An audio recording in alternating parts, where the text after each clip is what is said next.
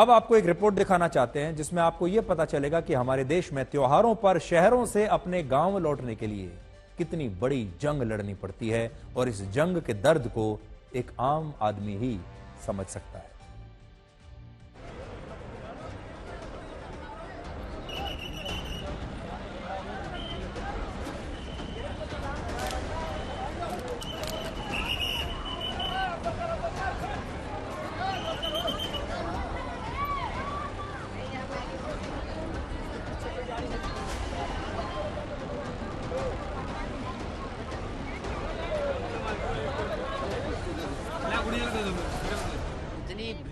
इतनी भीड़ है कि आदमी मतलब जान माल से तो उसको खतरा है ही।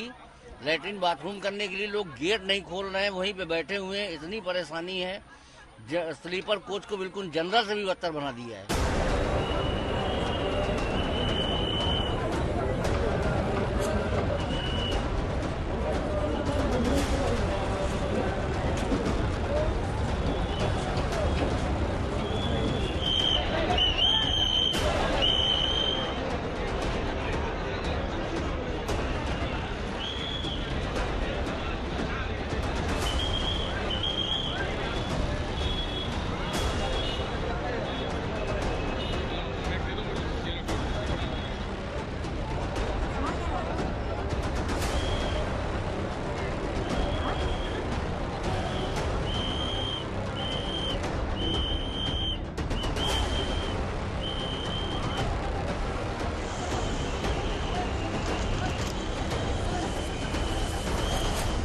नौ 10 बजे करीब में आए थे मुंगना स्टेशन। हाँ, रात को।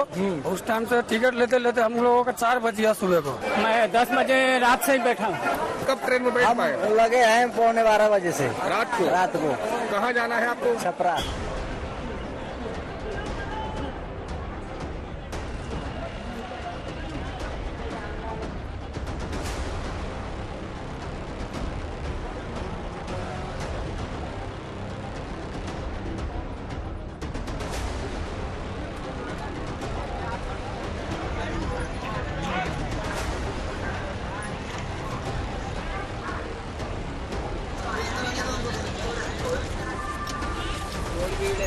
सीट मिली ना, ऐसे जा रहे हैं गेट पे बैठे बैठे। अंदर सीट बैठने की नहीं है?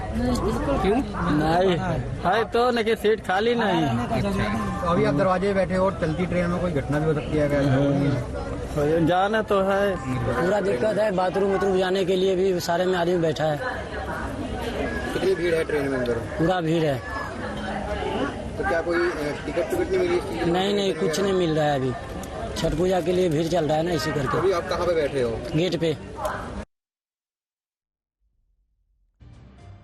असल में हमारे देश में आम आदमी का जीवन सबसे ज्यादा पीड़ादायक होता है, चाहे खुशी हो या गम। आम आदमी शहर से अपने गांव जरूर लौटता है। आम आदमी अपने घर जाता है, चाहे खुशी का मौसम हो या दुख की घड़ी हो। सबसे पहले उसे अपने घर जाना होता है। आप याद कीजिए, जब कोविड आया था, कोविड के दौरान कैसे हमारे देश की गरीब जनता जो शहरों में काम करती थी, गरीब लोग जो शहरों में अपना पेट पालने के लिए आए थे, कुछ ना कुछ सपना लेकर आए थे, कैसे वो कितने संघर्षों के बाद अपने अपने गांव पहुंचे थे। उन्हें कितना संघर्ष करना पड़ा था। ये तो दुख की घड़ी थी।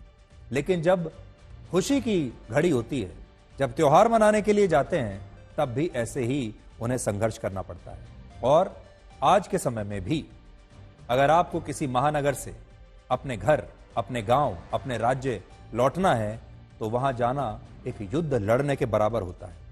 भारत ने इतनी तरक्की कर ली है, हम चांद पर पहुंच चुके हैं, हमारा स्पेस टेक्नोलॉजी इतना आगे बढ़ चुका है, हम दुनिया की सबसे बड़ी अर्थव्यवस्थाओं में अब शामिल होते हैं। लेकिन आज भी हम अपने देश के गरीब लोगों को जब चाहे यात्रा करने की आजादी नहीं दे पाए हैं।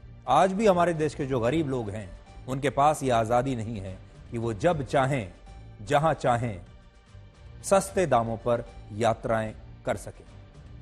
और असल में जैसे जनगणना का एक आंकड़ा होता है, वैसे ही ये आम आदमी हमारे देश का एक आंकड़ा बनकर रह गया है।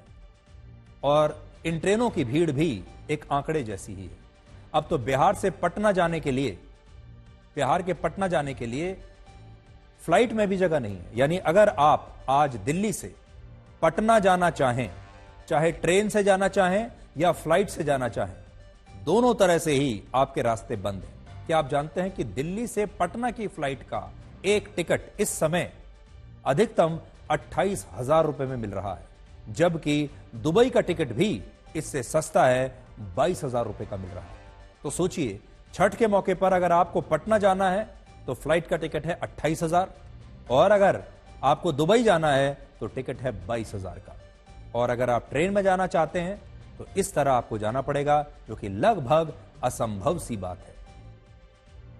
तो हमारी हमदर्दी है उन तमाम लोगों के साथ जो छठ के मौके पर त्योहार मनाने के लिए, खुशियों में शरीक होने के लिए, अपने परिवार से मिलने के लिए, अपने गांव जाने के लिए, अपने गांव की मिट्टी को हाथ लगाने के लिए, सूंघने के लिए एक युद्ध लड़के किस तरह तमाम परिस्थितियों से लड़ते हुए, कितने संघर्षों के बाद वो अपने गांव पहुंचेंगे। तो आज हमारे देश की इस जनता के बारे में भी कुछ विचार कीजिएगा।